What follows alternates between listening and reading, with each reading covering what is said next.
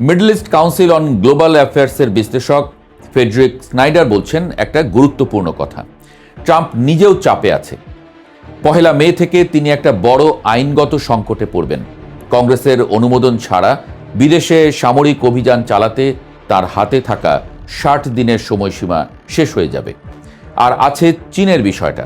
ইরানের সবচেয়ে বড় তেল ক্রেতা চীন। চীনের পণ্যবাহী জাহাজ আটক হলে বেইজিং চুপ থাকবে না। চীন ইতোমধ্যে বলছে ইরানের সঙ্গে তাদের বাণিজ্যের উপরে এই অবরোধ তারা গ্রহণযোগ্য মনে করে না। স্নাইডার সরাসরি বলছেন ইরান মনে হচ্ছে দীর্ঘমেয়াদী খেলা খেলছে, আর সেই খেলার ছকে ট্রাম্পের আইনি এবং কূটনৈতিক সীমাবদ্ধতাগুলো ইরানের হাতিয়ার। বাহরাইনে যুক্তরাষ্ট্রের সাবেক রাষ্ট্রদূত অ্যাডাম ইরেলিও স্বীকার করছেন অবরোধ নীতিগতভাবে যুক্তিসঙ্গত হলেও অভ্যন্তরীণ রাজনৈতিক পরিস্থিতির কারণে তা প্রত্যাশা মতো কাজ নাও করতে পারে।